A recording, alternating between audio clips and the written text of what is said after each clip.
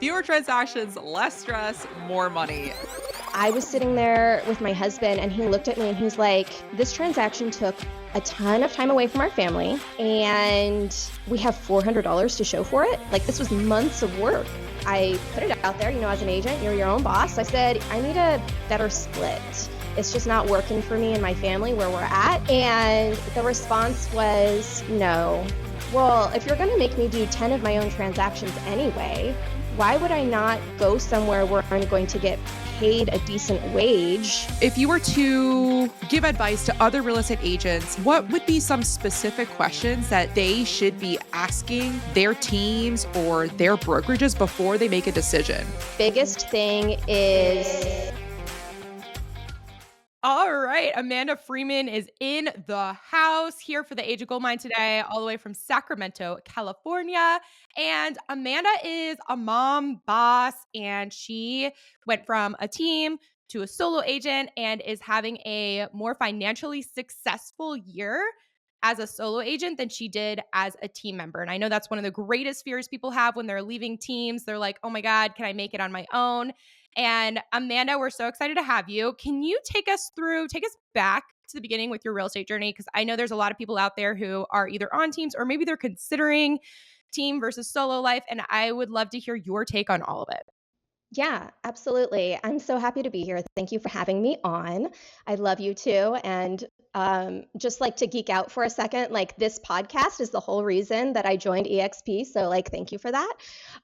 Anyway, now that I've geeked out a little bit, I do want to take us back to before real estate because I have a little bit of a unique situation as far as my real estate journey. And I know that everyone's journey is a little bit different. And everyone's needs are a little bit different. And so, for those listening, take what resonates and leave what doesn't. But before I started real estate, I got my master's in counseling psychology.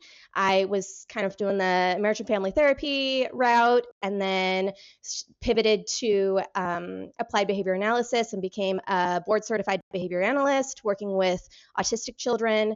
And while all of that was really meaningful, when my husband and I decided that we were going to start having children, I realized that it was a very mentally draining field to be working in. And I knew that I would not be able to give fully to my clients every day and then to be able to give fully to my family in the evening. So once I got pregnant with my son, I knew that I was kind of on the hunt for what is my pivot going to be? What am I going to do that still allows me to use all of this knowledge from the psychology field, but make it more useful for my stage in life? And my son was born like 5 months before COVID hit. And so at that point, we made a family decision for me to be a stay-at-home mom. So I was home. We were on a one-income household. And then when my daughter was born, about 2 years later, I got my real estate license when I was 9 months pregnant with her. So that was kind of like between the two kids is when I was percolating and thinking about it. I was like, you know what? I think that real estate, well, it's a very emotional field. Buying and selling real estate is incredibly emotional. And so I think that my background in psychology has been very helpful in that regard. But then also it is a very flexible job. And, being a stay-at-home mom, but knowing that I was going to get back into the workforce at some point when both of my kids are in school, I wanted something that allowed me to be in the classroom with my kids, to be a part of mom groups, do all of these things that were allowed me to be the best version of myself for my family, while also bringing in some supplemental income to our family. And as time progresses, that supplemental income will become more and more of a full-time income. But just not having the stress. I think that for me, what is a little bit different is not having that stress of needing the now money and being able to slowly build, which brings me to my real estate journey. So now let's, ground zero real estate journey. So I got licensed when I was 9 months pregnant with my daughter in summer of 2021. In 2022, I I joined my first team, and they were based about 3 hours away from me, and they thought that they were going to be expanding into my area, and they're like, we just need like a buyer's agent in the Sacramento area. And I was like, cool, that's great. I did one deal that was my own deal for that year. It was a listing. I'm one of those rare people that my first deal was a listing deal, but it was one deal for 2022. Then I decided I needed to pivot to a team that was local to me, and so I joined a team that is highly reputable in my area.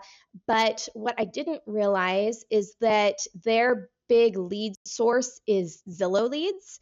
And having, at that time, I had like a 1 and a 3-year-old, and answering the phone at the drop of a hat for Zillow is not really something that you can do when you don't know what the situation is going to be in the background.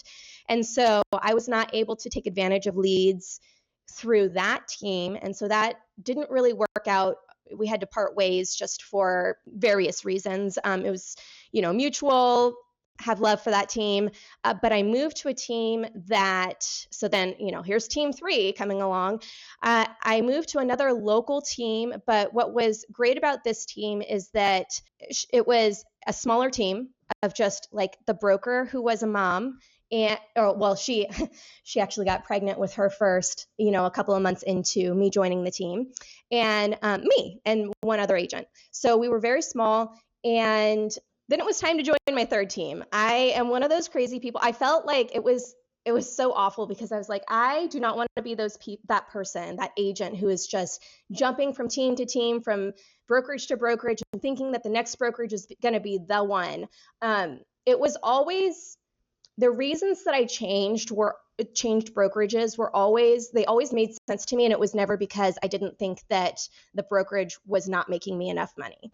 So that's like, I know it's kind of an excuse, but but it's also like in my mind different than the agent that's jumping from brokerage to brokerage because they think that there's this like almighty brokerage that's going to give them all the things. Although if there was, it would be EXP. So just like shameless plug there. Anyway, so the third team that I joined, it was a very small local team. And I joined it because all of the 3 teams that I joined were under the umbrella of a big brokerage that created like mini brokerages, but they were all structured like a team. But out-facing, they look like they're their own boutique brokerages. So it's kind of like an interesting, they're all over the United States. All that to say, the 3 teams that I was on was technically under the same brokerage, but just like kind of bebopping around to see which team would be a good fit. So, all of the back end stuff was the same. I didn't have to relearn all of that, which was nice. But the third team, I just felt like it would probably be a better fit because it was a smaller group and there wasn't as much like pressure and demand on me. And even though I wasn't planning on asking for leads, I didn't need leads, that team provided leads. So now we are in 2024 in my timeline, and I am with this third team. And last year, 6 out of my 8 transactions were team leads. This team, they're really big on third party lead gen. So, paying different companies to bring leads into the team. And because my team lead was going through her first pregnancy and then maternity leave, she needed someone to help take on her leads that she normally would do. So it was kind of like a serendipitous time. It worked out. What was great was that I was able to, because I had 8 transactions in 1 year, I was able to learn the process really well. So by constantly going through listings and buyers and all that stuff, it wasn't like, my fear was the longer the stretch between clients, then I'd have to relearn the process all over again. So last year, being on a team, having the leads fed to me, I was able to get systems and processes down really well. Unfortunately, it wasn't making financial sense for my family. I was talking to Ali about this last week. We were chatting, and there was one deal in particular. It was towards the end of the summer, and it had been a lead that my team leader had paid a lead source to get. It was a listing. It was a difficult listing. It was there were a lot of it was a lot of work. And after I paid the fee to the lead company, and then my split to my team lead, and then paid into my taxes account and fees, because we're always, you got to pull fees out of your commission. What ended up in my bank account, in my family bank account, for us, I call it our take home pay, was less than $400. And I was sitting there with my husband, and he looked at me and he's like, this transaction took a ton of time away from our family, and we have $400 to show for it. Like, this was months of work, and there's like $400, like, and he wasn't being mean about it, but he was just like, is this worth it? Like, is this worth it? And my team lead, what she would say is, it's all about building your reputation. It's all about getting those reps in, and it's all about, getting those transactions under your belt. And so for her, she felt it was worth it for me, because I was getting those reps in. But for my family, it was really hard to justify $400 in our bank account after 2 months worth of work. So then after that, I went to my team lead once I had 8 transactions under my belt. We're towards the end of the year, and I was like, you know what? I feel like I have grown a ton in this last year. I feel like we've worked really well together, but this needs to make financial sense for my family. Like, I need to have more than $400 coming into my bank account at the end of the day. And so I asked, I put it out there, as an agent, you're your own boss. I said, I need a better split. It's just not working for me and my family where we're at. I need to know when we can increase that split, and let's do it right now. Like, let's see what we can do. And the response was no. The response was, I need you to bring X many personal transactions into the brokerage, into the team, before I will raise your split.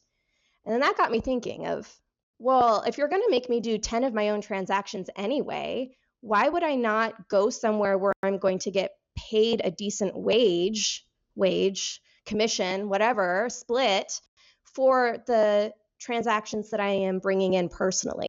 And so that was when I started hunting down the different places, listening to all the things. I'm very much like my personality is, I will do all of the research. I'm constantly on YouTube learning. I'm constantly doing trainings and just learning all of the things. And then Shelby, I think that you used to host a different podcast, or like temporarily you hosted a different podcast. I stumbled upon that podcast, and on an episode, you had Ali as a guest. And I was like, these chicks are sweet. Like, they're just like down to earth. Yeah, a little crazy, Ali. No, crazy in all the right ways. But like so down to earth. Like, yeah, you're cussing, which is just like humanizing, and just very much like I don't like the prim and proper. Like, I don't like the, like, we have to have such a professional appearance as agents, and, make sure that you're wearing your blazer and all of that stuff. Like, that's not my vibe. And so I did not get that vibe from you. So then from that podcast, I believe you guys talked about this podcast. And so then I started binging this podcast and said, yeah, these chicks are like, they're it. That's who I'm going with. And so I reached out to Ali and joined Five Pillars, and dove into all of the resources and education that you guys had. And actually, on the very first call with Ali, because I feel like I had been burned out so many times with these teams, right? Where like there was always this expectation, and I felt like I wasn't in control of my own business.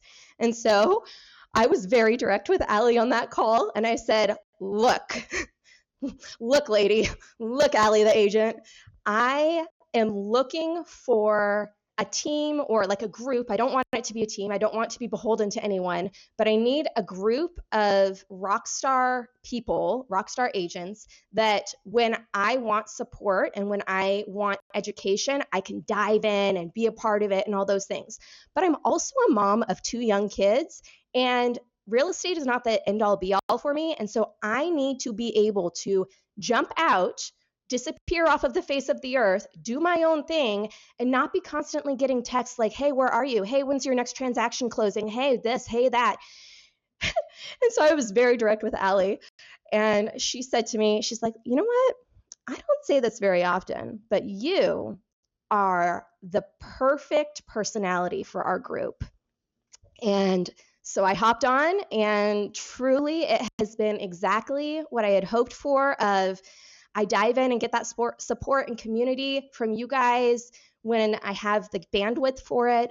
When I don't, I ghost a little bit or just am not there. Or, I have to focus on maybe learning about my current market and putting all of my energy into education locally. And so I can't really hang out with the group so much.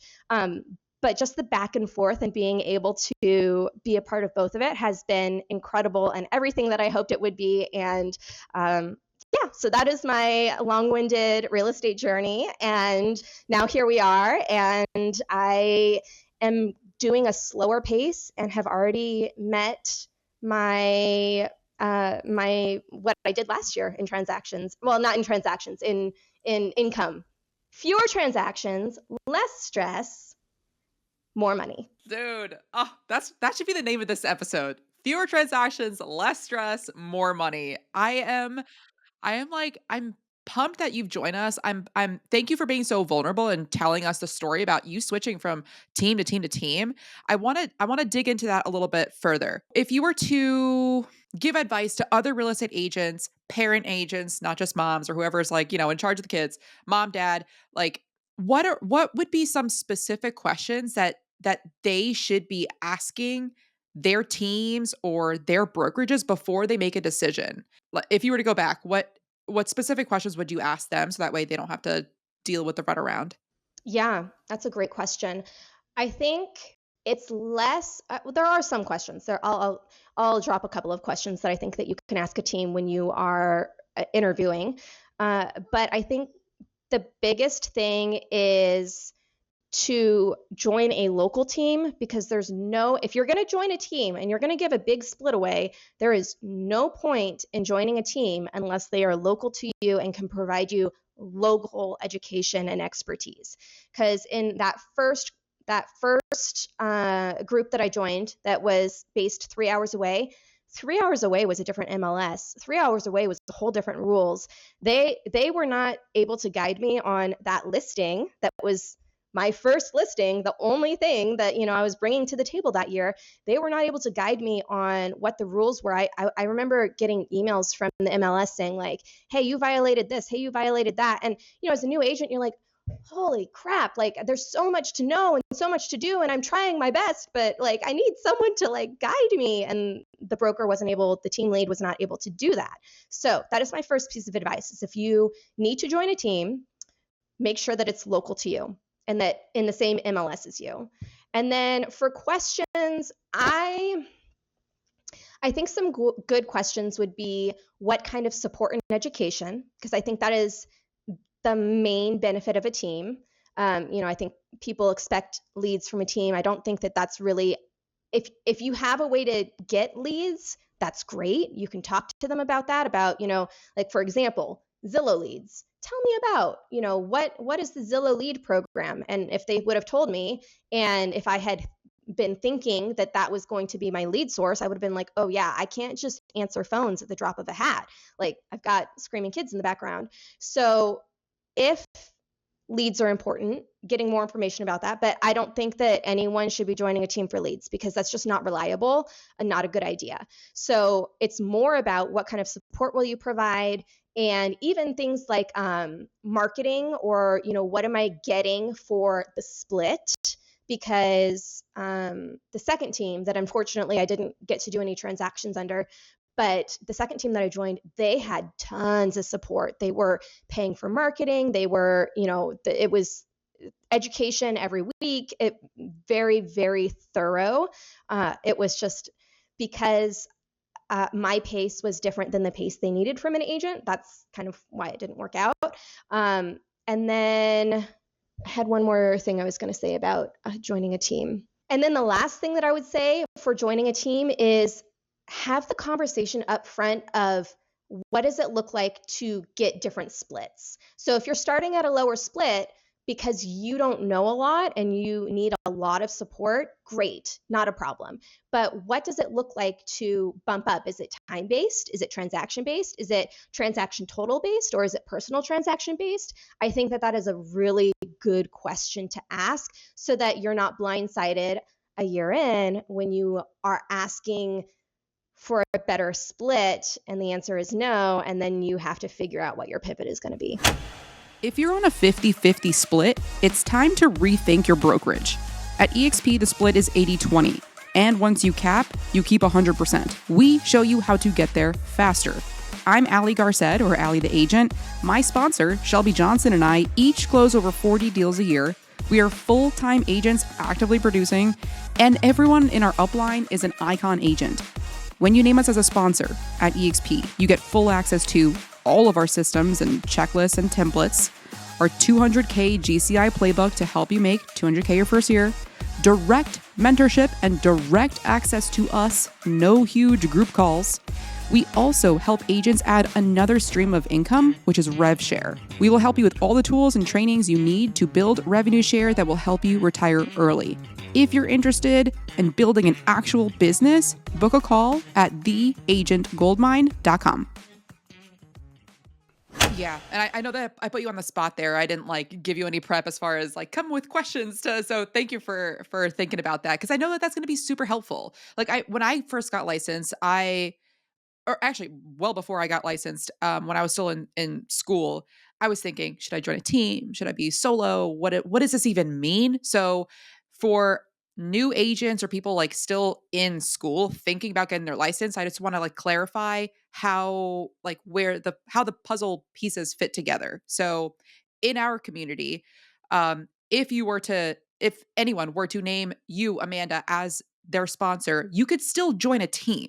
So you would still have access to everything of what you offer, I offer, Shelby offers, all the way up. And so best of a lot of worlds, and I'm going to explain. So our upline, if they name you as a sponsor, but then also the local guidance. So in eXp, if you're a new agent, you do get assigned a local mentor for your first 3 transactions. The mentor is what you make of it, not what the mentor makes of it. So it's 1,000% up to you to reach out to the mentor. So that's a given. But say you've already done a couple transactions and you don't qualify, or you don't have to be in the mentor program, but you still want that local presence. That's where you could name, that's where you could either name a co-sponsor locally in your area to help you. So that way incentives align. And so you could name a local icon agent that's in the business, they're doing transactions and now they're incentivized to help you instead of you guys being competition. Or you can also join this team so that way you can just get your footing. You don't have to get the MLS violations, because that's scary. And it's like you said, it's overwhelming. An MLS violation, you do that enough and I don't know what could happen, but especially if this is your only career, you don't want to mess with that. So there are ways to get the best of so many worlds now. Joining the local team where maybe it's a 50-50 split, but you can leave as soon as you're comfortable. As soon as you no longer get MLS violations, you're good. And then, get access to you and our upline, the co-sponsor and what they offer, and the mentor for your first 3 transactions. So hopefully that kind of puts the pieces of the puzzle together, because it could sound a little bit, what do you call it? Like crazy for those that like don't know the language. Right. Well, and that's a great point, Ali. The co-sponsorship is new. So like when I was doing the teams, there was no like join a really great group that's going to give you like for, 5 pillars where it's social media and training on VA loans and all of these things, right? And then having access to Ruben, who was mentor of the year for all of EXP last year. Like, I mean, to have access to all of this, but then be able to name an individual who is either a team lead locally or an icon agent locally who can do that piece of local that I was talking about. Like, that's really cool that EXP has put this together because it truly makes it that like what even is the alternative like there's no option better than having the best of all of the worlds in my opinion. So in my humble opinion as an EXP agent with 5 pillars. Don't make us cry. Okay. That dude, I love to hear you say that. It really does make my whole black heart like start to thaw and be real. But I also get uncomfortable in those moments. I'm like, okay, change the subject. This is too much like love. No, but that's just my personality. But okay, Amanda, I have a question because well, outside of the fact that Ali says mentor instead of mentor, and that was so weird. I'm like, what is happening right now? Anyone else you probably also heard was like Ali Shelby. That's fine. She wrote it in the okay. We keep a notes app and here behind the scenes, the Google Doc. She goes, quote unquote, mentor spelled TER. What the fuck, Ali? Oops, what I cursed. Wait, that's Shelby's rule, not mine. What the fuck, Ali? It's mentor. And yeah, anyway, so mentor. Mentor just sounds so weird. But anyway, go on. You're just go on, so Shelby. embarrassing. Mentor. Okay. I love you guys. So, Amanda, there are agents out there who might be on a team. They're listening to this, and there are outside of just the leads, because you're right, like the team stuff, it's not, I agree. I really feel like it's the value proposition over if just the leads, like that's not it, it's the value. But outside of a lot of agents being terrified of leaving a team because of leads, the other thing I feel like they really struggle with is like time management, scheduling, knowing what to do with their hands. Like a lot of them are like, well, I don't know what to do. And I look at you and you're like an incredibly independent personality. Like you just have this air of like, I got my shit together or I'm going to figure it out. And I love that. But for the people who don't have that factor, what advice did you have on transitioning from a team to solo agent in regard to time management, scheduling, especially knowing that you have kids? Interesting question. I think part of it is leaning into your life stage and leaning into I think that there's this misconception about real estate that it has to be like this separate bucket. But for real estate to be really successful, you need to integrate it into all aspects of your life. So for me, it's not that my schedule is like I don't have a really rigorous schedule. I have things that I want to get done every week or every day. Like for me, hot sheets, knowing what's going on in my particular market, no matter if I have active buyers or listings or not, that it is a non-negotiable that I will look at that every day, because when an opportunity arises in my everyday life to talk about the market, to talk about real estate, I need to be the expert. Like, obviously, I'm not going to get clients if I'm not the expert on the field. So that's a non-negotiable for me. I have a few like things during the week as far as like I'm trying to build my YouTube presence and my Instagram presence. And so non-negotiables as far as getting content and putting out content on those platforms. But other than that, and then also checking in, if I do have current leads or prospects and time blocking a little bit of time in my calendar every day or a couple of days a week to check in on those different people, just depending on where they're at in the flow. I use Trello. I think you guys do as well. One of you uses Trello for workflow. And so it's really just, I have like checklists. I have workflow on like where someone is in the process, and I just go through it, and that allows me to not have, I don't have, as a mom, I don't have a lot of brain space to hold things. And so I need it to be out somewhere. So it's out in the Trello. I open it up, I see where we're at, I do any checklist items if there's anything to be done, and then I close it and I'm out for the day. I think what happens is most of real estate is not about actually doing those things. So that's what I do, like when I have clients and that's like real estate related. But 90% of real estate is finding clients.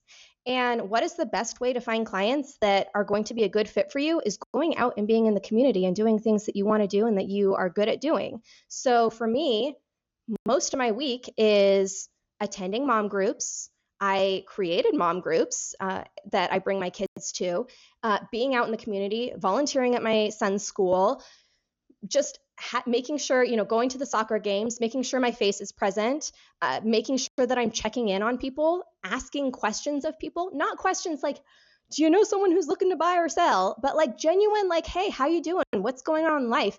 If anyone has not read Ninja Selling, like put that at the top of your list for what you need to read to really understand, they call it flow, be in the flow. But if you genuinely care about other people and you're genuinely making connections with other people, people want to work with people they know, like, and trust. And so be that person that they like and that they know and that they trust on a human level. And then eventually it's going to come up, like someone's going to ask, what do you do? Or what, like, hey, you seem to be here all the time. Are you a stay-at-home mom? Are you like, what are you? And then it just, the conversation naturally happens. And then all of a sudden you get those referrals, you get those people. Like my outbound referral was from my mom group, and the family accepted a job in Salt Lake City and they needed a stellar agent in Salt Lake City. So I connected them with someone up there. All that to say, like, be genuine, be connected. Don't sit at home all day. Like if you're a parent of small kids, like find a way to get out, find a way to be a part of mom groups or parent groups, or, do sports, host sports, do like all of these things. And then the leads will come. And I think this is another piece of where my situation is a little bit different because I don't need the now money. And so for me, being able to cultivate those relationships, it doesn't matter to me if someone needs to buy in 3 months or in 3 years. I'm building that relationship on a personal level, and they're going to want to use me when their time is right, or say my name when I'm not in the room because I'm a really good person. Like, not to toot my own horn, but I just they want to give me business because of who I am, not because I'm begging for business every time I see someone out and about. I definitely want to go further into the finding clients and your calendar specifically. But before we go there, you spoke about when you do have clients, you always are looking at the hot sheets. That's like a non-negotiable. What specifically are you doing with the hot sheets? Like what numbers are you looking at, or what's your process there for the clients that you have? Yeah, so I have a couple of different hot sheets set up. So I have a hot sheet that is my target area. Sacramento is pretty big. We have a lot of different neighborhoods, and so I have a hot sheet of like my 5 neighborhoods that I want to work in the most, that are like close to me and really cool, like have cool homes and the price point I want to work in, all of that. And every single day I go through and I see what is new on the on market, like what went on market today, what is pending and what is sold. And for the pendings, I'm looking at how long did it take to go pending. And for the solds, I'm looking at how long did it take, but then also did it sell above, below, at list price, so that I have a good gauge in my target. Like by looking at those stats every day, you kind of internalize like what you're seeing. Like obviously I can dig into the numbers deeper, but just that quick look of what's active, so I know what's going on and at what price points, what's pending, how long did it take, what's sold at, above, below. That's something that takes me, on a Monday, it takes me 5 minutes because not a lot of homes go on the market. On a Friday, it might take me 30 minutes. And that is such valuable information for me to carry around and just have a general sense of what the market in my particular area is doing. Now, when I have active buyers, I make another hot sheet that is specific to their price point and the areas that they're looking at, because it might not be the areas that I am targeting as my, perfect area that I want to work in. And I'm looking at those for the same things, making sure that I don't miss anything, that I can send new listings to clients, and just have a sense of what's going on for the neighborhoods that my clients are looking in. So, sometimes they're looking in a neighborhood that's 30 to 40 minutes from my target area. So I just want to make sure that I'm very knowledgeable for the areas that I have clients looking in and on my target area. And then, from expanding it back a little bit, about once a month or every other week, I'm looking at the MLS as a whole. I follow a local appraiser who does really deep dives on what the market is doing in our area, and it's an incredible resource to have him spewing out, like taking the stats and disseminating them in blog form every couple of weeks in order to share that information and to glean that information MLS wide or even nationwide. Yeah, that makes me want to go and look up and see if we have any appraisers who do that. Cause I'm like, dude, yeah, digest it for me, spit it out. I'll baby bird that shit. I mean, okay, sorry. So my question is, so love that. I don't do that. I should do that. I'm gonna do that. Um, I know that you're doing like ninja selling stuff. You're also doing content creation, your YouTube, Instagram. But I also know, just because I know you, that you're also doing some other automated things. So in the big picture, just to make sure I understand, and maybe you can share a little anything that I'm forgetting, but like you have the content creation to get your brand and name and all of that out online where people live. Then you have your, in the trenches is wrong, streets, on the streets, where you're like actually meeting people, integrating into your life, into relationships and building over time. And then you also have some automated things set up, touch points. What are those things? And is there anything else that we're kind of missing in your overarching strategy of this build over the years? Thanks for the reminder, because I totally forgot about my automation. Isn't that I great? got you, girl. Automation is, set it and forget it essentially. And so I didn't even think to talk about it. So as far as automation goes, I have 2 touch points that are automated that are super easy and, for my marketing budget, relatively low cost, which is important to me. I need something that reminds people that I'm there, but doesn't cost me an arm and a leg. And so the 2 that I use Lolo, which is local something supporting local. I don't know. Shelby, do you know what does Lolo stand for? Do you I know? think it's like local love. Local, I'm gonna yeah, look it up. local owners loving other local, I don't know. Lolo, join Lolo.com, join Lolo.com. But essentially what Lolo does is they are a national-ish company. They're in a lot of different markets nationally, and they will pair for different markets with local businesses. And what you do as an agent is you pay $1.75 per person that you put out there. At least that's what I'm paying right now in Sacramento, $1.75. One that you put on your list, and then what they will do for each of and I think that the minimum is like 30 or 35 people. So you got to have a certain amount of people on your list. And what they'll do is they'll pair up with a local business and provide a freebie from that business for everyone. And they'll send a text and an email to everyone on your list. And it only costs $1.75 to you. Usually, I think that the cost of the items are usually between $5 and $10, and not a lot of people will redeem. And you're paying that $1.75 no matter how many people redeem. But why I love it is, one, it gives me like they're always finding these hole in the wall businesses that I'd never heard of before, even though I'm Sacramento. And so it gives me an opportunity to explore these new businesses myself and give them some love.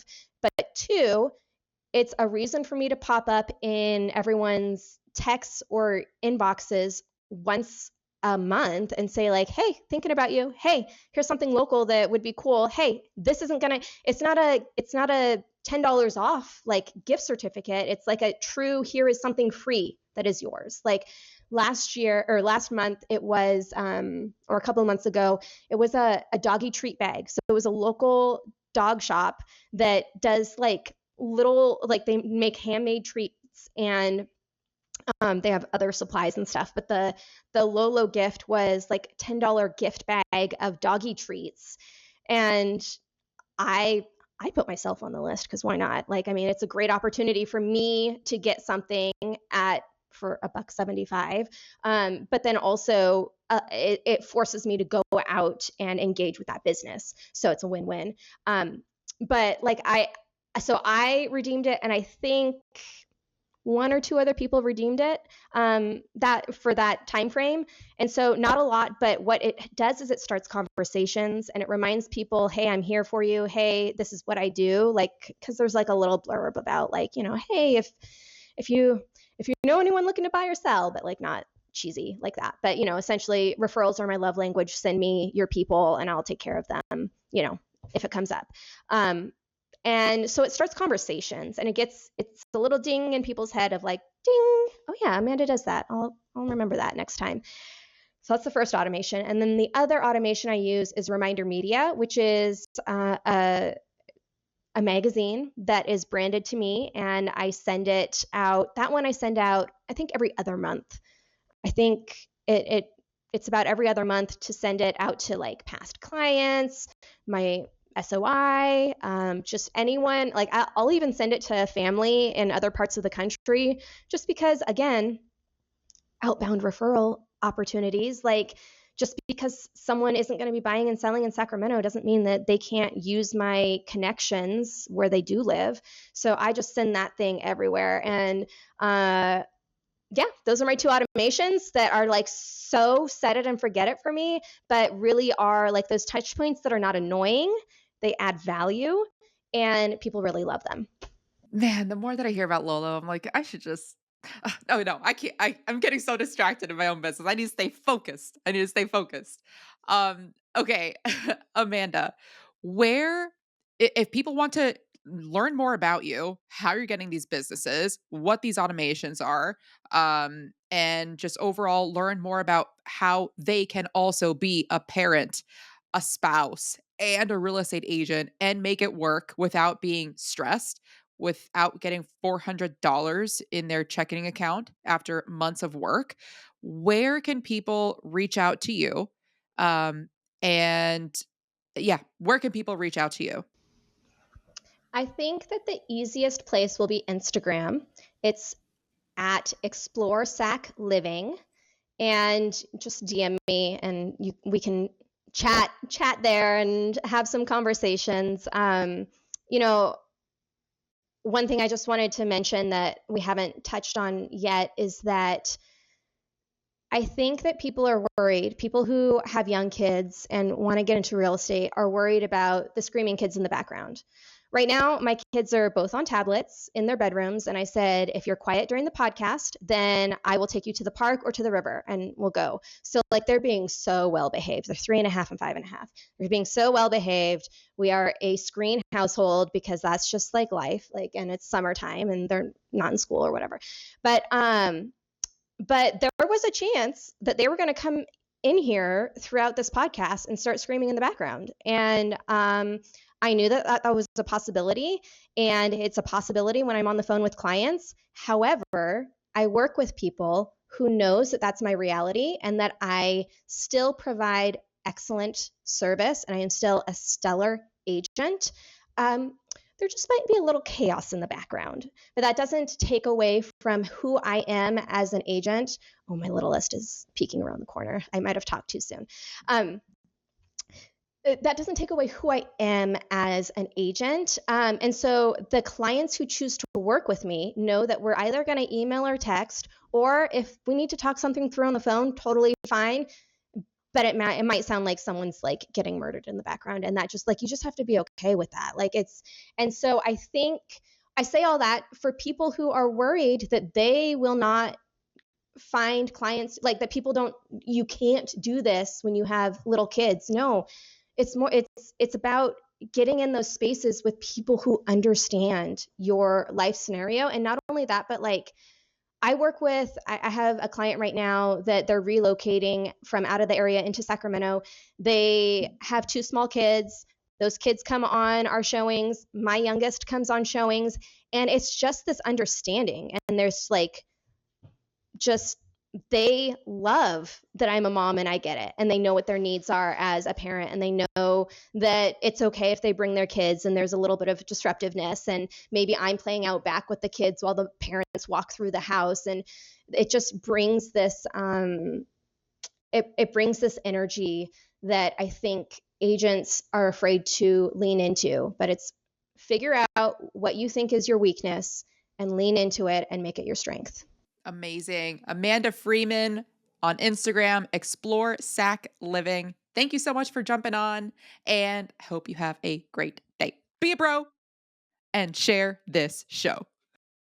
If you're on a 50-50 split, it's time to rethink your brokerage. At eXp, the split is 80-20, and once you cap, you keep 100%. We show you how to get there faster. I'm Ali Garced, or Ali the Agent. My sponsor, Shelby Johnson, and I each close over 40 deals a year.